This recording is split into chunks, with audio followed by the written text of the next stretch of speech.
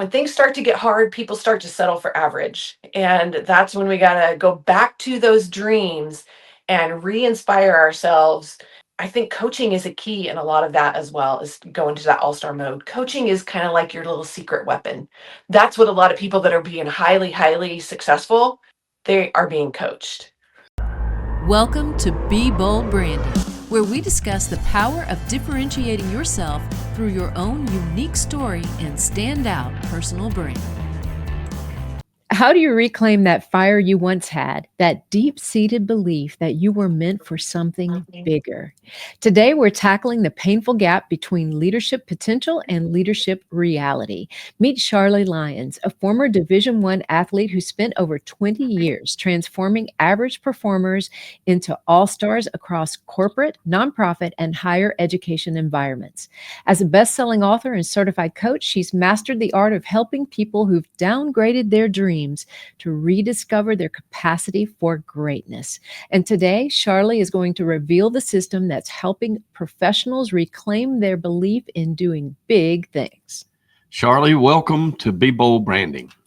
Thank you. It's a pleasure to be with you.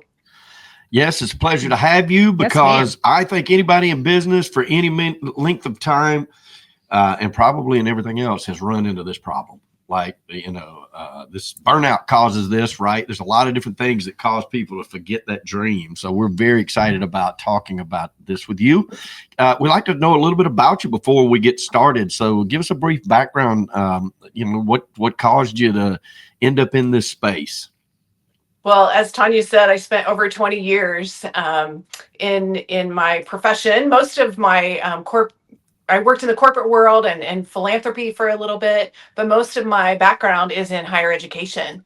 And you talked, Michael, about the burnout piece. Back in 2019, I was on the verge of burnout. I would say I wasn't quite there, but I was on the verge of it. And that's when I left higher education and started into my own business. And that was in October of 2019, and was rolling well with my business. Well, you know what happened in early 2000. And so that was a very interesting time. I'm married to a fireman, so he was a frontline guy during that time. And I say that my kids went to mom school when at during the spring of that school year.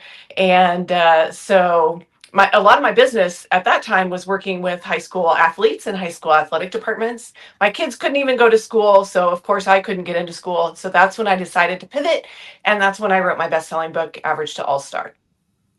Nice. Yeah, nice encapsulation there, Sharlee. Yes. One of the things you talk about, and that I mentioned in the introduction, is you talk about how people downgrade their dreams when trying to succeed. And what would you say is the most dramatic transformation you've witnessed when somebody finally stopped downsizing their potential? The one that immediately comes to mind is one of my clients that I worked with, and I'll call him Ethan, just for our time here together today. But he was working in a restaurant and was an assistant manager in a restaurant. I don't even remember what kind of restaurant. It wasn't fast food, but it was some kind of restaurant. And I remember his mom saying to me, like, he needs to get on a different track. And I was like, well, let me work with him a little bit. And mom and dad actually hired me. And sometimes I'm a little leery when that happens, because I'm like, okay, are mom and dad wanting this for him, or is Ethan wanting this for himself? And so after working with Ethan for about 3 months, we really got into what were his hopes and what were his dreams. And, he was kind of at the point where he was working in the restaurant because he was making pretty decent money at it. And, he was doing okay. I would say he was falling at average, right? When we look at the average American, he was actually probably a little bit above average. But as we got into what he aspired to and what he really, really enjoyed doing, it was interesting to watch him, because he really wanted to be in real estate. He really wanted to do real estate for himself. And so he actually ended up moving back to the community where he grew up in, which he had kind of been poo-pooing that community for quite a while. But interesting enough that he ended up moving back to that community and starting small in real estate. He actually worked another job while he was building his real estate. And so it's been really, really fun to watch him in that community. As a matter of fact, I was just kind of checking up on him the other day, and his real estate business is just really rocking and rolling. And so it was fun to watch him go from assistant manager in a restaurant to really fulfilling his real estate dream. Definitely. This is a big deal because especially for seasoned people too, which I consider myself at, right? We have guests on and I'm Oh, always yeah. looking like, what can we learn from them? Right. And then we hope our audience like picks up these nuggets of things. And even if there's just one person out there that needs to hear this, that's fantastic. Right. And so, I think downplaying our dreams, the doubt that we tell ourselves, it can become our reality. Is that what we're talking about? Is that the space that you try to overcome in the ways that you do, which we'll get into? Absolutely. When I work with clients, I typically start with, what did you dream of doing as a child? Right? What did you want to Mhm, be as a mhm. child? And we go all the way back to that point because I think there's something there, right? There's something that's what we dream of as a child is not covered up or calloused by anything that we with the rest of our life. And so many times I go back to that point and working with clients. And then another point that I go to with them is, okay, what did you want to be when you were in high school? Right? Because that may be a little bit different than when childhood. And then I go back to, if they were able to go to college or something like that. Like when you're working on your degree in college, a lot of people are like, okay, I'm going to get out, I'm going to climb the corporate ladder, I'm going to aspire to this maybe job title, I'm going to make this much money and all those different things. And so like they have this really, really clear idea of where they want to go. But then we get out into the world and we start working and things start to get hard, right? And I think it's when we meet that hard that's when we start downgrading our dreams. Like, well, okay, Yeah. this is good enough, right? And that's really where the title of my book came from average to all-star. When things start to get hard, we start to settle for average. Yep. That's And excellent. when we start settling for average and starts to get hard, we kind of lose our steam to really aspire to all-star. And I really like working with, especially with young professionals, because I feel like in the 20s, like that's a defining decade. Think about Yeah. our 20s. And if we can start strong, like if we can get a little bit of coaching, we can start stronger and go further faster. And think about the impact and the trajectory of that in our lives. It's huge. So, yeah, when things start to get hard, people start to settle for average. And that's when we got to go back to those dreams and re-inspire ourselves and just I think coaching is a key in a lot of that as well, is go into that all-star mode. Coaching is kind of like your little secret weapon. That's what a lot of people that are being highly, highly successful, they are being coached. Like what you're hearing? Hit that subscribe button and learn how you can change how you're seen and charge what you're worth. Yeah, I definitely. That's such a great point, right? So let's tie in like a little bit of your background. How did your experience as a Division I athlete shape this leadership philosophy, Sure. and then parlay that over to the business schools that they can't learn in a business school? Right, right. So when I was a freshman in high school, you have to realize I never quite made 6 foot, but I was a tall, gangly young lady as a freshman in high school. As a matter of fact, my dad's nickname for me was Olive Oil. If you know Olive Oil from the Popeye cartoon, that it gives you a good mental picture of what Sharlee was like as a freshman in high school. And I set a goal that I wanted to play Division I college volleyball. And you have to realize olive oil and college volleyball did not really go in the same sentence together, right? But I kept working toward it. And that's when, I've had the wonderful opportunity over the course of my life to see girls sports and women's sports. And so that's when club volleyball and some of those things were just starting.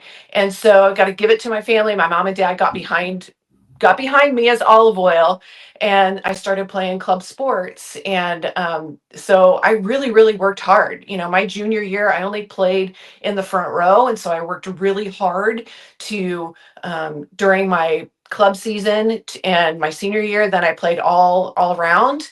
Um, for people that know volleyball, they'll understand that are listening.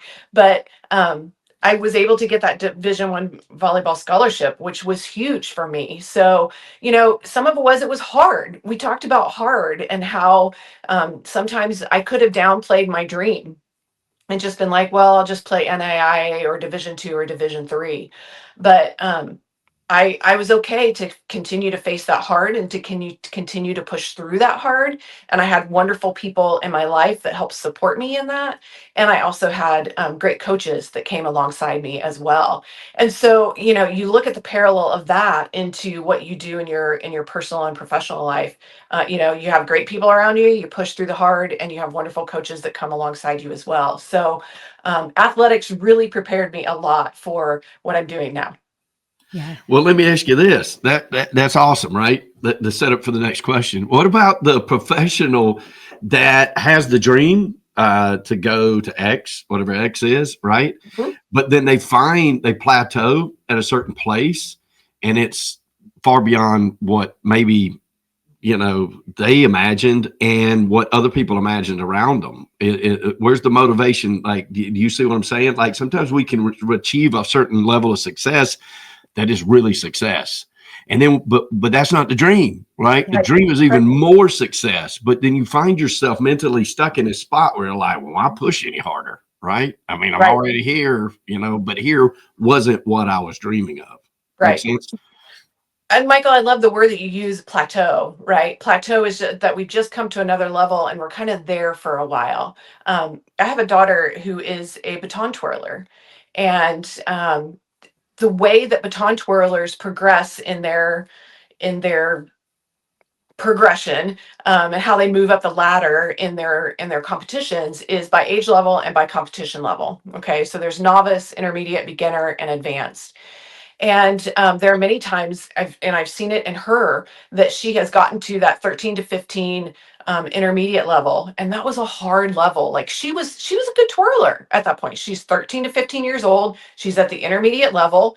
I would say it's kind of average, but she's better than most people at those competitions. And I remember her being at that plateau level for a really, really long time. And I remember coming out, driving home from a competition, and she and I talking about it. And I said, Sarah, you had this at the 10 to 12 level, and you had this at the 7 to 9 level. You had plateaus at both of those levels, but you continued to overcome them. And so what did you do during those two previous times? And she's like, I know that I just had to dig deep into, I know that I'm going to be here for a while. She was at the younger age coming in, and she was competing, now she's competing as a junior in high school against college girls, and she's getting her tail kicked. She's coming in at the bottom level, but she knows it's not always going to be that way, and to continue to push through that hard. And, she and I have talked about kind of a plateau I can also see as being like a rut, right? You get caught in a rut. And do you know what a rut is? A rut is a coffin with both ends kicked out. Right? Like, Nice. you can't be stuck in a rut. Like, you have to know, okay, I'm in the rut right now, but I'm not going to stay here. And I know that it's just going to take digging a little deeper, or relying on people in my network, or getting a coach, or, some of those different things that we talked about. You can stay there when it starts to get hard, or you can dig deep and use your resources that are around you and take it to the next level. And sometimes being at that plateau lasts longer than other times. And it could be years. But I always say too, keep going back to that dream of what you dreamed that you were going to be or that you were going to do, and find inspiration in that as well. I love that. So since you're on the topic of one of your children, you say that sometimes your children are your test subjects for your content, right? And you also said that one of the experiments that they take part in, probably unknowingly, right, yielded surprising results that you now can apply to your executive clients. Tell us about that one. Sure. So my son is a freshman in college this year, and so it's been really fun to see him go to that next level. And he's playing collegiate baseball. And so I just got back about a week and a half ago from Florida and watching him play. And one of my favorite curriculums that I use in the work that I do is called Habitudes. And it's images that create leadership habits and attitudes. thus the habitudes, right? One of my favorites is the thermostat or the thermometer, right? Think about, what does a thermometer do? A thermometer Measures. measures the temperature, right? What does the thermostat do? Sets it. Yeah. It sets the temperature. And so many times when we pull up to the ball diamond and Noah would get out of the car, I would look at him and I'd say, son, be a thermostat, not a thermometer. Like going into that dugout, think about middle school dugouts, gets a little crazy in there. And instead of going in there and goofing off and being all silly and being middle school boy, don't go in there and set the temperature of what that dugout is going to be. And we got to the point where he'd be like, I know, mom, be a thermostat, before he'd get out of the car. He knew it was coming. But it's so fun now to see him go to that next level. And like I said, I was just in Florida, and he has a certain voice that he kind of cheers with in baseball, and I could hear him all. They played like 3 double headers when I was there, and I could just continually hear him cheering for. He's a freshman, so he's not playing a lot. He did pitch some in relief, so it was wonderful to see that. But just to hear who he's being in the dugout and that he's being a thermostat for his team. I don't care if he comes in and is the winning pitcher or, whatever his stats are. I could care less about that. I want to hear that he's being a thermostat in the dugout. So, yeah. I love it. I love it. I do too. What's the core framework that you present? That distinguishes like an all-star leader from someone who's merely just competent. Sure. So in my book, Average to All Star, actually the book was written to encourage mentors, because the next generation really, really, they're our future leaders. We need to build them, right? And so really, there's a three step framework within that, and that's one of the first step is how to discover leaders. I believe leaders both serve people and solve problems. That to me is the definition of a leader. And so I go through a couple of different things within that first step of how to discover leaders. And the second step then is how to develop them. I really use in my work, I use a lot of different assessments and a lot of different curriculums. And in the book, actually, I say that writing the book for me was kind of like going on a seashell hunt. um, Throughout my career, when you go on a shell hunt, you don't pick up every single little shell, but you pick up the ones that are pretty or might mean something to you or that you want to do something with. It was the same way over the course of my career. In leadership, I have gone through and I picked up this assessment, or I picked up this diagram, or I really like this concept. And so in that discover or in that develop stage, which is the second step in my book, I offer a lot of those little seashells that I picked up throughout my career through assessments and different concepts and that kind of thing. And then the third step is really, really important. And that's what I think a lot of times we forget. We discover them and we develop them, but we forget to deploy them. Right. And Yes. when we deploy them in the right way, they are able to make maximum impact and really, really go deep into leadership. And so really helping them understand how to deploy and how they're going to use what they've discovered and they've developed in themselves to help set them up so that they are just off the charts with their leadership. That deploy step is really, really important. I think a lot of times we forget it. Excellent point. Yeah, an excellent framework. I love it. Yeah. In our personal branding world, we have define, develop, and display. That's how you build a powerful personal brand, right? I love it. I love the alignment there, Sharlee. Great minds think alike. That's right. That is right. Well, I encourage everybody to pick up the book Average to All Star, because I know there's so much amazing value packed in there. And Sharlee, thank you so much for being on the show with us today. It has been fantastic to hear your personal journey. We always like to say here, we unveil the stories and the stars behind the business, and you're definitely a star behind your business. So tell our audience how they can learn more. Absolutely. I'd love for them to follow me on socials, Instagram at AllStarShar. That's a name that actually came from my son after I launched Average to All Star. He started calling me All Star Shar. So I love it. I'm rolling Fantastic. with it.